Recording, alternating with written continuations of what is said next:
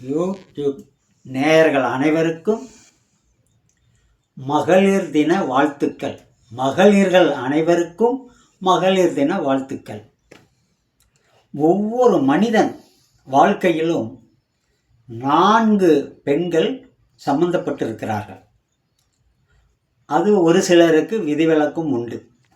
அந்த 4 பெண்கள் யார் என்பதை நான் உங்களிடம் சொல்ல விரும்புகிறேன்.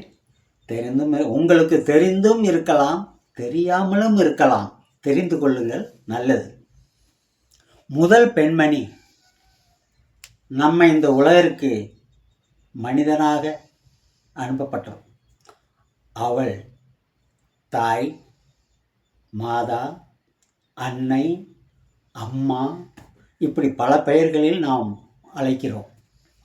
நம்மை பெற்றவள் முதல் பெண்மணி. இரண்டாவது நம் உடன் பிறந்த சகோதரி. மூத்தவளாகவும் இருக்கலாம், இளையவளாகவும் இருக்கலாம், ஆனால் உடன் பிறந்த சகோதரி. மூன்றாவது நம்மை திருமணம் செய்து மனைவியாக வந்தவள், மூன்றாவது பெண்மணி. நான்காவது நமக்கு மகளாக பிறந்த புத்திரி, செல்வி.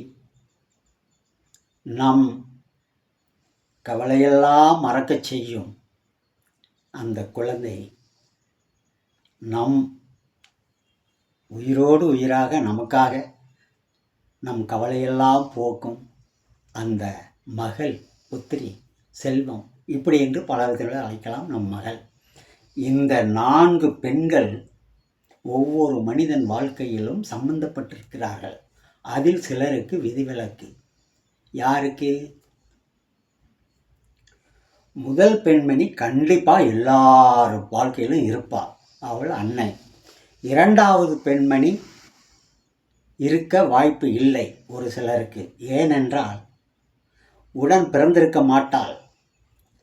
சகோதரி என்ற அந்த சொல்லுக்கு இல்லாமல் சகோதரன் இருந்திருக்கலாம். அதனால் ஒரு சிலருக்கு அந்த சகோதரிங்கிற 2வது பெண்மணி இல்லாமல் போய்விடலாம். மூன்றாவது நம் உயிருக்கு உயிராக, உடலும் உயிருமாக வந்த நம்மை திருமணம் செய்து கொண்ட மனைவி என்ற பெயர்.